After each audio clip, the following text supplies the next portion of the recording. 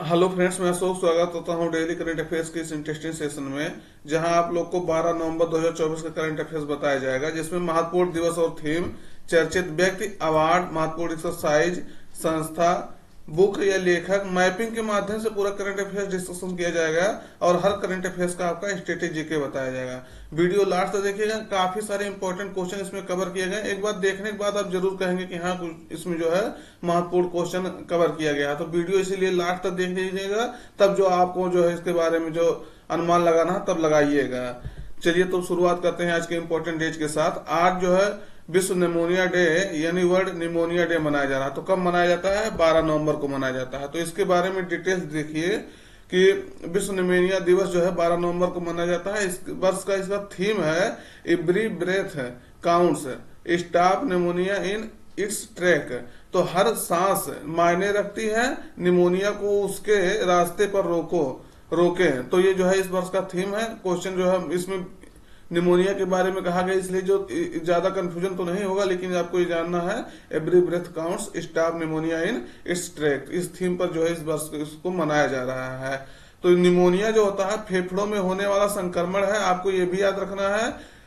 उसके बाद जो बैक्टीरिया, वायरस, फंगस या परजीवी की वजह से जो है हो सकता है। कई सारे बच्चों को आप सुने होंगे कि इस बच्चे को जो है निमोनिया हो गया है। ज्यादा करके बच्चों में को जो है ये प्रभावित करता है। तो याद रखना है निमोनिया कब मनाया जाता है? 12 नवंबर को मनाया जाता है। निमोनिया मतलब निमोनिया दिवस।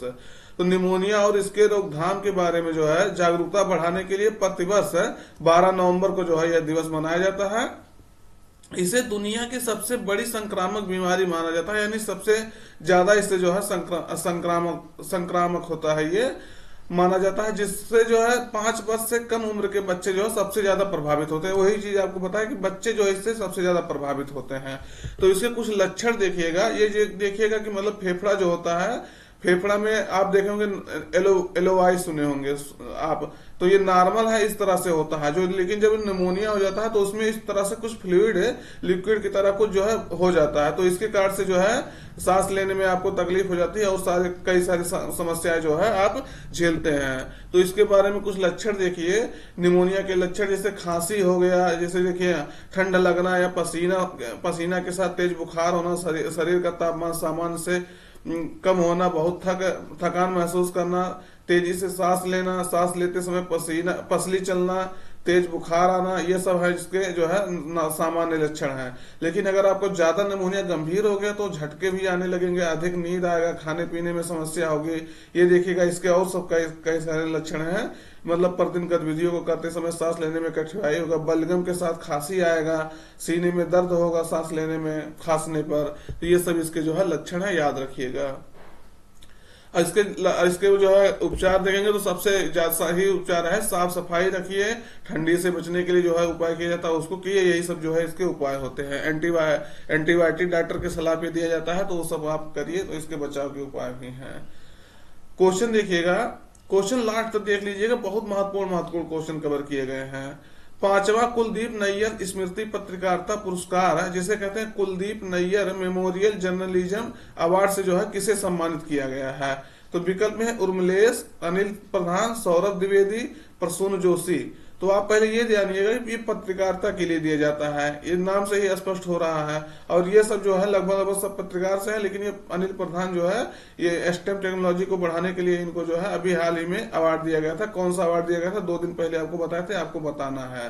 तो ये किसको दिया गया है? ये सम्मान कुलदीप नैयर स्मृति पत्रकारिता पुरस्कार तो उर्मिलेश को दिया गया है। ये जो है उर्मिलेश जो है एक पत्रकार भी हैं और यूट्यूब चैनल भी इनका जो है यूट्यूब चैनल पे अपना पत्रकारिता करते हैं। तो इनको याद रखना उर्मिलेश के बारे में। उर्मिलेश ये है, देखिएगा इनका इमेज, काफी अच्छे जो है एंकर हैं, बहुत अच्छे जानकारी बताते हैं। तो इनको आप याद रखना, उर्मिलेश को ये पत्रकार दिया गया है। आपको ये भी याद रखना है कि सबसे पहला जो है ये क्या कहा, 5वां जो है अवार्ड है, लेकिन सबसे पहला जो है फर्स्ट ये जाने माने पत्रकार रवीश कुमार को सबसे पहली बार मिला था। पहला जो किसको मिला था? रवीश कुमार को। तो आपको याद रखना है। अगला देखिएगा, पंडित राम नारायण का जो है निधन हो गया, वो किस कार्य से जो है, किस कार्य से संबंधित थे? तो विकल्प में सारंगी वादक, बांसुरी वादक, शास्त्रीय नृतक, लेखक। तो सही उत्तर आपका रहेगा सारंगी वादक थे जो है, उनका हाल ही में निधन हो गया। किस 96 उस वर्ष की उम्र में जो है उन्होंने मुंबई में अंतिम सांस लिया। तो आपको याद रखना है क्योंकि इन्होंने जो है अपने नाम देश के जो सर्वोच्च सम्मान होते हैं भारत रत्न को छोड़ करके 3 अवार्ड जो है, जो जैसे पद्म अवार्ड का है, तो पद्म तीनों अवार्ड इन्होंने अपने नाम किया है। तो ये है कौन? पंडित राम नारायण है। तो इनको याद रखना है आपको। इनका जन्म जो है राजस्थान के मेवाड़ में हुआ है, लेकिन 96 वर्ष की उम्र में जो है इन्होंने मुंबई में अपना जो है अंतिम सांस लिया है। तो ये है, देखिए इनके किस तरह से सारंग बजाते थे। तो काफी अच्छा जो है ये सारंग बजाते थे, सारंगी वादक थे। तो इनको देखिएगा पद्म विभूषण, पद्म भूषण और पद्म श्री तीनों अवार्ड मिल चुका है। तो ये इसलिए जो व्यक्ति जो है महत्वपूर्ण हो जाते हैं। पद्मश्री देखेंगे तो सबसे पहले इनको जो है 1976 में इनको मिला था। पद्म भूषण देखेंगे तो 1991 में, और पद्म विभूषण देखेंगे तो 2005 में। तो इनको जो है तीनों अवार्ड मिल चुका है, देश के जो पद्म अवार्ड होते हैं भारत रत्न को छोड़ करके। तो ये जो है इसलिए और एक पर्सनालिटी और ज्यादा महत्वपूर्ण हो जाता है। तो आपको याद रखना है। इनको जो है संगीत नाटक अकादमी का पुरस्कार भी मिल चुका है। तो इसलिए जो है याद रखिएगा इनको। अगला देखिएगा, वर्ल्ड यूनिवर्सिटी निशानेबाजी यानी शूटिंग चैंपियनशिप 2024 का जो है आयोजन भारत के किस शहर में किया जा रहा है? तो आपको बताना है किस शहर में किया जा रहा है। विकल्प में है लखनऊ, नई दिल्ली, मुंबई, चेन्नई। सही उत्तर आपका रहेगा कौन? नई दिल्ली। आपको याद रखना है नई दिल्ली में जो है इसका आयोजन किया जा रहा है। 9 नवंबर से जो है इसका शुरुआत हुआ गया है। देख लीजिए इसके बारे में डिटेल्स।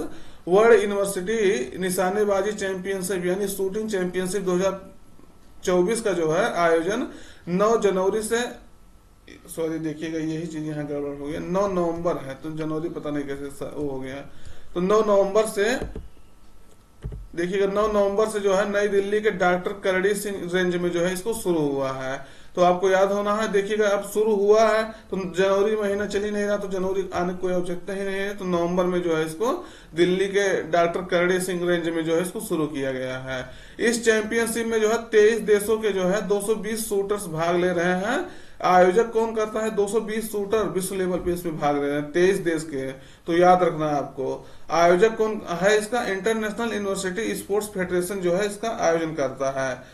आयोजन इसका बस कर भी रहा। तो आपको याद रखना है कहाँ हो रहा है? नई दिल्ली में हो रहा है। तो इंटरनेशनल लेवल का जो है यूनिवर्सिटी गेम है, तो इसलिए जो है महत्वपूर्ण हो जाता है, इंडिया में हो रहा है। अगला देखिएगा, किस राज्य सरकार ने जो है घोषणा की है कि राज्य के पद्म पुरस्कार विजेताओं को जो है हर महीने 30,000 रुपए जो है दिए जाएंगे। यानी जो है 30,000 रुपया हर महीना किसको दिए जाएंगे? मानदेय के रूप में। तो किसको दिया जाएगा? किस राज्य सरकार ने कहा है? जितने पद्म अवार्डी हैं राज्य के उस सबको दिया जाएगा। तो कौन कहा है? विकल्प में है उड़ीसा सरकार, गोवा, देखिएगा गोवा यहाँ जो है महाराष्ट्र कर लीजिए, 2 बार गोवा हो गया। तो गोवा, उड़ीसा, गोवा, महाराष्ट्र, राजस्थान। सही उत्तर आपका रहेगा कौन? सही उत्तर आपका रहेगा उड़ीसा। तो याद रखना है इसको, उड़ीसा सरकार ने जो है इसको घोषणा किया है कि हर महीने जो है 30,000 रुपए दिए जाएंगे किसको? जो पद्म पुरस्कार जो है जीते हैं। तो ये देखिएगा पद्म आपको अभी बता ही दिए, पद्म जो है 3 पुरस्कार होते हैं। एक होता है पद्म श्री, एक होता है पद्म विभूषण, एक होता है पद्म भूषण, एक होता है पद्म विभूषण। ये तीनों सीरीज में होता है। सब छोटा जो है पद्म श्री, उसके बाद पद्म भूषण, उससे बड़ा जो है पद्म विभूषण होता है। इसके बाद जो है भारत रत्न आता है। तो आपको याद रखना है इसका शुरुआत जो है 1954 में हुआ था। ये चीजें भी आपको याद रखना। पद्म पुरस्कार की शुरुआत कब हुई थी? 1954 में। तो ये चीजें आपको याद रखना है। इनको जो है जो ये पुरस्कार पाया उनको जो है राज्य में 30,000 रुपए जो है सरकार मानदेय के रूप में जो है देगी। तो याद रखना है उड़ीसा सरकार ने इसकी घोषणा की है। उड़ीसा के सीएम कौन है? तो मोहन चरण मांझी जो है उड़ीसा के सीएम है। इनको भी याद रखना है। ये मैप में आप देख लीजिएगा, उड़ीसा ये मैप में है। इसके आसपास छत्तीसगढ़, झारखंड, पश्चिम बंगाल, इधर आंध्र प्रदेश, ये सब है। और इधर नीचे बे ऑफ बंगाल यानी बंगाल की खाड़ी है। आपको ये बताना है, इसकी राजधानी तो हम बता दे रहे हैं। यहाँ एक झील है महत्वपूर्ण, उस झील को बताना है कि कहाँ ये है। मतलब इस राज्य में जो है लैगून झील किसे कहा जाता है, कहाँ है वो चीज, इसका लोकेशन कहाँ है, तो आप इसको बता सकते हैं। जिससे जो है बता, एक बार जो पूछते हैं अगर उसको बता देंगे तो आने वाले समय में आप जो है उसको हमेशा हमेशा के लिए याद हो जाएगा। देखिए दोस्त, अगर जानकारी अच्छी लग रही हो तो चैनल को जरूर सब्सक्राइब कर लीजिएगा और अपने मित्रों तक और स्टडी ग्रुप में जरूर शेयर करिएगा। कम से कम एक लोग जो है 3 जगह जरूर शेयर करिएगा। तो अगले शुरुआत करते हैं क्वेश्चन। अंतरराष्ट्रीय हॉकी महासंघ का जो है अध्यक्ष जो है किसे चुना गया? तो आपको ये भी याद रखना है अंतरराष्ट्रीय हॉकी महासंघ का अध्यक्ष किसे चुना गया है। तो विकल्प में है जो कि तैयब इकराम, मनदीप सिंह, दिलीप चौधरी, मोहम्मद यूनिस खान। तो सही उत्तर आपका रहेगा तैयब इकराम। तो ये पाकिस्तान के हैं तैयब इकराम। इनको जो है दूसरी बार अंतरराष्ट्रीय हॉकी महासंघ का जो है अध्यक्ष चुना गया। तो ये चीजें याद रखना, दूसरी बार इन्हें जो है चुना गया है अध्यक्ष। देखिएगा तो इसको बारे में डिटेल्स है। तैयब इकराम को जो है लगातार दूसरी बार जो है अंतरराष्ट्रीय हॉकी महासंघ का जो है अध्यक्ष चुना गया है। ये ओमान के मस्कट में, ये चीजें याद रखना है। अभी यही जो है घोषणा हुआ था। तो जो कल आपको न्यूज बताया था कि मतलब कौन सा खिलाड़ी जो है मतलब विश्व लेवल पे दूसरे स्थान पे आया, ये सब चीजें जो है आपको बताया गया था। तो ओमान के मस्कट में जो है मतलब ये क्वेश्चन इसमें नहीं बताया गया था, दूसरे वाला क्वेश्चन था। इसमें ये बताया गया था कि कौन मतलब जो है इस ईयर का जो है सबसे खिलाड़ी है। तो ये ओमान के मस्कट में जो है 49वीं FIH कांग्रेस में जो है इकराम को 126 में से जो 79 वोट मिले हैं, और जबकि जो उनके प्रतिद्वंदी थे बेल्जियम के मार्क कार्ड्रान, तो उनको जो है 47 वोट सिर्फ मिले हैं। तो इनको जो है इनको दोबारा निर्विरोध नहीं कहेंगे, दोबारा जो है इनको सर्वसम्मत से चुन लिया गया है। तो याद रखना है किसको? तैयब इकराम को, मोहम्मद इकराम को नहीं, तैयब इकराम को। तो ये है इनके जो है तैयब इकराम, पाकिस्तान से हैं। अगला क्वेश्चन देखिएगा। अंतरराष्ट्रीय हॉकी फेडरेशन FIH का पुरुष player of the year award जो है 2024 किस खिलाड़ी ने जीता है?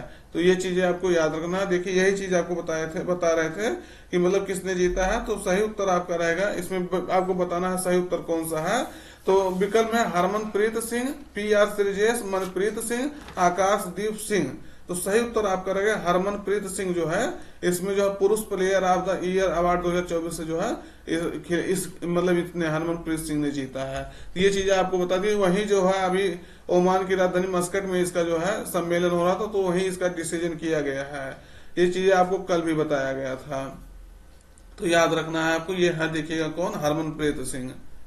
ये इन्हीं के नेतृत्व में जो है इन्हीं के मतलब कप्तानशिप में जो पेरिस ओलंपिक हुआ था, जहां भारत ने जो है ब्रॉन्ज मेडल जीता। तो ये भी आप याद रखना हरमनप्रीत सिंह को। हरमनप्रीत सिंह को बारे में आपसे बता ही दिया कि पेरिस एक जो है हॉकी टीम के कप्तान है। उसके बाद जो इन्हीं के नेतृत्व में जो है पेरिस ओलंपिक गेम जो है खेला गया था। तो FIH ने जो है इसकी घोषणा ओमान की राजधानी मस्कट में की। यही चीज आपको बताया गया। हरमनप्रीत सिंह को जो है यह अवार्ड तीसरी बार मिला है। तो ये क्वेश्चन भी महत्वपूर्ण हो जाता है। इससे जो है पहले उन्हें यह अवार्ड 2021 और 2022 में भी मिल चुका है। FIH goalkeeper of the year award का जो है ईयर का अवार्ड जो है किसे मिला है? PR श्रीजेश को मिला है। तो गोलकीपर ऑफ द ईयर किसे मिला है? PR श्रीजेश, जो अभी हाल ही में जो है पेरिस ओलंपिक के बाद जो अपना संन्यास की घोषणा किए थे। तो ये भी आपको याद रखना है। देखिएगा FIH के बारे में जान लीजिएगा। अंतरराष्ट्रीय हॉकी फेडरेशन जिसे कहते हैं, तो इसकी स्थापना 1924 ईस्वी में हो गई थी। इसका हेडक्वार्टर कहाँ? तो लुसाने जो है स्विट्जरलैंड में इसका जो है हेडक्वार्टर है। ये चीज आपको याद रखना है। कहाँ है? स्विट्जरलैंड के लुसाने में। और 1928 में जो है भारत जो है इसका सदस्य बनने वाला जो है पहला एशियाई देश बना था। ये चीज आपको याद करना है, क्योंकि जो है 1924 में स्थापित हुआ। अभी तक जो कोई एशियाई देश इसका सदस्य नहीं बना था। 1928 में जाकर के भारत पहला इसका सदस्य बना था। तो क्वेश्चन जो है महत्वपूर्ण हो जाता है, याद रखना है इसको। अगला क्वेश्चन देखिएगा। भारत ने जो है किस देश को जो है 2 वाटर जेट चालित फास्ट इंटरसेप्टर क्राफ्ट जो है उपहार में दिया है, यानी गिफ्ट किया है। तो किस देश को किया है? ये देखिए नाम से ही पता चला कि क्या है। 2 वाटर जेट चालित फास्ट इंटरसेप्टर मतलब निगरानी करने वाला जो है किसको दिया गया है? क्राफ्ट को। तो विकल्प में UAE यानी संयुक्त अरब अमीरात, ओमान, यमन, मोजाम्बिक। सही उत्तर आपका रहेगा मोजाम्बिक को दिया गया है। तो ये चीजें आप याद रखना है। मोजाम्बिक जो है अफ्रीकी देश है। इसको हम मैप में आपको अभी दिखा देते हैं। तो ये इस तरह से कुछ जहाज है, इनको मतलब एयरक्राफ्ट को दिया गया है। तो इससे जो क्या होगा कि जो लुटेरे होते हैं या समुद्र में जो सुरक्षा होती है, समुद्र की सुरक्षा में कई बार सेध लगते हुए आप देखे होंगे, आप सुने होंगे, उस सुरक्षा से जो है उससे बचा जा सकता है। जो ये वेसल्स है उसको जो है निगरानी करेगा। इसका जो स्पीड है 45 समुद्री मील से जो है अधिक है। तो आपको याद रखना है 45 समुद्री मील से जो है अधिक स्पीड वाले इस जो है क्राफ्ट को दिया गया है, किसको, मोजाम्बिक को। तो इससे जो है क्या है, समुद्र में जो है कोई अगर, जिसे कहते हैं समुद्र में कोई लुटेरा वगैरह आएगा तो उससे जो है इससे निपटने में वो जो है मजबूती मिलेगी। तो ये देखिएगा मोजाम्बिक है। कई बार आप सुने होंगे ये जो यहाँ ऊपर सोमालिया होगा, सोमालिया में जो काफी सारे डाकू रहते हैं यहाँ समुद्र में, यहाँ जब यहाँ शीत लहर होता है, जब समुद्री जहाजें जाती है तो उसको लूट लिया जाता है उस रास्ते से, सोमालिया वाले।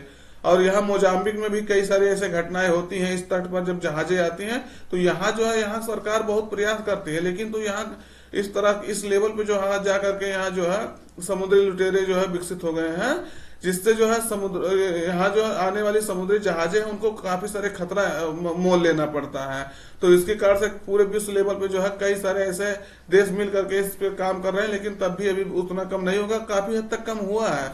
तो इसको जो है भारत ने इसको दिया है कि मतलब कम से कम ये जानिए भारत ने ये कह के दिया है कि ठीक है आपको हम दे रहे हैं गिफ्ट में, लेकिन जो भारत के इतने जहाजें हैं इससे जो इधर से आ रही हैं तो उसको सुरक्षा आपको जो है प्रोवाइड करना है, उसमें आपको देख रेख करना है कि मतलब भारत की जहाज को कोई खतरा ना होने पाए। तो ये आपको याद रखना है। मापुतो इसकी जो है राजधानी है, ये भी चीजें यहाँ नीचे है, देख लीजिएगा। मोजाम्बिक एक तटीय देश है, अफ्रीकी देश है। मोजाम्बिक चैनल के बारे में आप सब सुने होंगे। यहाँ जो ये बताइए, आपको बताना मोजाम्बिक चैनल की ये धारा ठंडी धारा है या गर्म धारा है, तो आपको ये बताना है। तो महत्वपूर्ण है, देखिएगा लोकेशन, ये आप पूरा अफ्रीका महाद्वीप ये है पूरा। तो अफ्रीका महाद्वीप में इसका लोकेशन देखेंगे तो ये है जो है मोजाम्बिक, यहाँ देखिएगा मोजाम्बिक। तो मापुटो इसकी राजधानी है। देखिएगा इधर इंडियन ओशन हो गया और यहाँ जो है सोमालिया हो गया। सोमालिया से जब इधर जहाजें आती है ना तो बहुत सारे जो है खतरा उसको मोल लेना पड़ता है। मोजाम्बिक में भी कई सारे खतरा है, ज्यादा करके सोमालिया में ये चीजें घटनाएं होती हैं। जब इधर से जहाजें इधर भी जाती हैं तो लाल सागर से होकर के, तो कई सारे जो है यहाँ जो समुद्री लुटेरे होते हैं उसको लूट लेते हैं जहाजों को। तो ये चीजें आपको याद रखना है। तो किसको दिया गया है, मोजाम्बिक को। आप देखिएगा ये न्यूज आपको हम पूरा बताएं क्यों न्यूज में क्यों, मतलब ये न्यूज जो है जो एयरक्राफ्ट दिया गया है, ये दिया गया है तो ये मतलब इंटरसेप्टर क्राफ्ट, तो इसको क्यों जो है क्यों दिया गया है, कहाँ दिया गया है, तो ये चीज आपको लोकेट करके दिखा दिए। तो इससे जो क्या आता है, आप हमेशा हमेशा के लिए उस चीज को याद कर लेंगे। एक महत्वपूर्ण ये बात है कि संजीव खन्ना जो है भारत के 51वें CJI chief justice of India के रूप में जो है शपथ उनको जो है राष्ट्रपति द्रौपदी मुर्मू ने दिलाया है कल जो है। तो वो क्वेश्चन जो आपको 2-3 दिन जब उनका नाम घोषणा हुआ था तो 2 बार या 3 बार इसको बता दिए थे, इसीलिए जो है ज्यादा हमको महत्वपूर्ण नहीं लगा कि बताया जाना चाहिए। मतलब महत्वपूर्ण है, लेकिन ये क्वेश्चन आपको पहले बताया गया है, इसीलिए जो है ज्यादा वो नहीं किए। तो आपको ये भी याद रखना है कि 51वें चीफ जस्टिस ऑफ इंडिया के रूप में उन्होंने शपथ लिया है। सीजीआई चंद्रचूड़ का स्थान उन्होंने जो है, पूर्व सीजीआई कह लीजिए उनको, अब उनका स्थान इन्होंने लिया है। 6 महीने का कार्यकाल इनका रहेगा, मई 2024 में ये रिटायर हो जाएंगे। अगला क्वेश्चन देखिएगा, विपो वर्ल्ड इंटेलेक्चुअल प्रॉपर्टी ऑर्गेनाइजेशन इसका फुल फॉर्म होता है। तो विपो के ग्लोबल पेटेंट फाइलिंग 2023 में जो भारत किस स्थान पर रहा, यानी जो अपने चीजों को पेटेंट कराने में भारत किस स्थान पे रहा है। तो विकल्प में है 4थे स्थान पे, 5वें स्थान पे, 6वें स्थान पे, 8वें स्थान पे। सही उत्तर आपका रहेगा भारत जो है अब की बार इसमें 6वां स्थान पे रहा है। भारत इस अब की महत्वपूर्ण यह हो जाता है कि भारत अभी टॉप 10 में पहली बार स्थान अपना पाया है, इसलिए जो काफी महत्वपूर्ण हो जाता है। और शीर्ष स्थान जो कौन देखेंगे जो है ग्लोबल पेटेंट फाइलिंग कर रहे हैं, तो शीर्ष स्थान में चाइना है, संयुक्त राज्य अमेरिका दूसरे स्थान पे है, जापान तीसरे पे है, साउथ कोरिया चौथे पे है, जर्मनी 5वें पे, और अपना प्यारा देश भारत जो है 6वें स्थान पे है। तो आपको याद रखना 6वें स्थान पे भारत इसमें जो है स्थान पाया है पेटेंट कराने में, मतलब। और शीर्ष स्थान पे चीन और संयुक्त राज्य अमेरिका, ये भी क्वेश्चन आपसे पूछा जा सकता है, याद रखना है। तो दुनिया में जो है 2023 में लगभग 35 लाख पेटेंट जो है दायर किए गए हैं, जिसमें भारत में जो है 64,480 पेटेंट लगभग जो है दायर किया गया है। पहली बार इस सूची में जो भारत सूची टॉप 10 में जो है अपना स्थान पाया, तो भारत पहली बार, आपको ये चीजें बता ही दी, टॉप 10 में अपना, टॉप 10 में मतलब 6वां स्थान पाया है। आपको ये एक महत्वपूर्ण ये बात है कि विश्व बौद्धिक संपदा दिवस कब मनाया जाता है, तो 26 अप्रैल को मनाया जाता है। ये क्वेश्चन आपसे एक दो बार पूछा गया, तो इसको भी ध्यान रखिएगा। विपो के बारे में देखिएगा, वर्ल्ड इंटेलेक्चुअल प्रॉपर्टी ऑर्गेनाइजेशन इसका फुल फॉर्म है। तो इसको आप याद रखना, इसका फुल फॉर्म ही आपसे हो सकता है कभी मोड़ घूम जाए तो पूछा जा सकता है। तो इसकी स्थापना देखेंगे तो 1967 में इसकी स्थापना हुआ था। कब हुआ था? 1967 में। और इसका हेडक्वार्टर कहाँ है? हेडक्वार्टर आपका कहाँ है? जिनेवा स्विट्जरलैंड में। तो आपको ये भी याद रखना है, ये भी क्वेश्चन महत्वपूर्ण है। दूसरे नंबर 167 सदस्य जो है, 167 है, 167, ये देखिए सॉरी 167, वो 167 सदस्य जो है इसके सदस्य देश है, एक से मेंबर है। तो 1967 में देखिए ये चीज 19 क्यों लिखा रहा था, क्योंकि 1967 से हम इसको कनेक्ट करना चाह रहे थे, तो इसीलिए 197 लिखा रहा था। लेकिन आपको ये देखते हैं 1967 में स्थापना हो, तो ये पीछे वाला इसका ले लीजिए, और 67 सदस्य भी इसके जो है मतलब सदस्य हैं इस समय, 67 देश है। तो वर्ल्ड इंटेलेक्चुअल प्रॉपर्टी ऑर्गेनाइजेशन के बारे में आपको पूरा बता दिया गया। आगे क्वेश्चन देखिएगा, हाल ही में थाईलैंड पर्यटन का जो है ब्रांड एम्बेसडर किसे बनाया गया है? तो विकल्प में है जो है सचिन तेंदुलकर, सोनू सूद, ऐश्वर्या राय, आनंद कुमार। सही उत्तर आपका रहेगा सोनू सूद। सोनू सूद के बारे में जानते होंगे, एक्टर हैं। सोनू सूद कोरोना के टाइम पे कितना जो है प्रसिद्ध हुए थे अपने कार्य के लिए। तो इनको जो है कहाँ का, थाईलैंड का जो है पर्यटन का ब्रांड एम्बेसडर बना दिया गया है। जिससे क्या है, क्यों बनाया जाता है? थाईलैंड में जो है भारत के ज्यादा से ज्यादा जो है पर्यटन जो है जा सके, पर्यटक जा सके, तो इसलिए जो है ब्रांड एम्बेसडर बनाया जाता है। नहीं आप लोग कंफ्यूज रहे कि क्यों वहां का बनाया गया है, तो इसलिए बनाया जाता है क्योंकि भारत एक बड़ा देश है, जनसंख्या भी ज्यादा है। तो वहां जो है इस देश में, और भारत के नजदीकी देश भी है, तो यहाँ ज्यादा से ज्यादा लोग जा करके जो है यहाँ टहलने जाए, पर्यटन करने। अभी आपको ये भी बताया गया था कि ये जो है अनिश्चित काल के लिए जो वीजा ऑन अराइवल जो होता है, उसको जो दिया जाता है, क्या कहते हैं, वीजा, तो उसके लिए जो है अनिश्चित काल के लिए वो बढ़ा दिया गया था। तो ये भी आपको याद रखना। तो ये अपने यहाँ से पर्यटन को बढ़ावा देने के लिए कई सारे जो है कदम उठा रहा है। कौन? थाईलैंड उठा रहा। तो थाईलैंड ये मैप में है, आपको याद रखना है। इसकी राजधानी बैंकॉक है, ये चीजें आप जानते होंगे, कई बार सुने होंगे। सफेद हाथियों का देश इसे कहा जाता है। और यहाँ जो है खोरात देखिएगा, खोरात प्लेटू है, तो ये चीजें आपको याद रखना है, खोरात प्लेटू को। तो ये चीज महत्वपूर्ण है, इसको आप ध्यान रखना है। ये चीजें आप हो सकता है आपसे पूछा जा सकता है। और मेकांग नदी इसी के तट से होकर के जो जाती है, और कहाँ ये गिरती है आपको बताना है। ये गिर रही है, लेकिन ये कहाँ गिर रहा है ये आपको बताना है। और ये देश आपका कौन सा है? वियतनाम देश है। अगला देखिएगा, विश्व प्रसिद्ध पुष्कर मेला जो है कहाँ हो रहा? तो विकल्प में है सोनपुर, अजमेर, जैसलमेर, आगरा। सही उत्तर आपका रहेगा अजमेर। आगरा के अजमेर में जो है विश्व प्रसिद्ध पुष्कर मेला होता है, जो ऊंट का मेला है। तो अजमेर कहाँ है? ये देखिएगा, अजमेर यहाँ है। तो अजमेर में ये होता है, इसको चीजें याद रखना है आपको। ये देखिएगा मेला किस तरह से जो है ऊंटों का मेला हो रहा है, ये पुष्कर मेला 2024 देखिए। तो आपको याद रखना है, इस तरह से मेला जो है, पशुओं का मेला एक जो है सोनपुर में लगता है। पशु मेला विश्व का बहुत बड़ा पशु मेला लगता है। तो जानकारी कैसा लगा कमेंट करके जरूर बताइएगा। जो क्वेश्चन पूछते हैं उसको जरूर बताया करिएगा। अगर सेशन अच्छा लग रहा हो तो जरूर लाइक करिएगा। और अभी तक अगर चैनल सब्सक्राइब नहीं किया तो चैनल सब्सक्राइब कर लीजिएगा, और अपने मित्रों तक और स्टडी ग्रुप में जरूर शेयर कर दीजिएगा। तो मिलते हैं नए सेशन में, तब तक के लिए अपना ध्यान रखिएगा और पढ़ते रहिए, मस्त रहिए।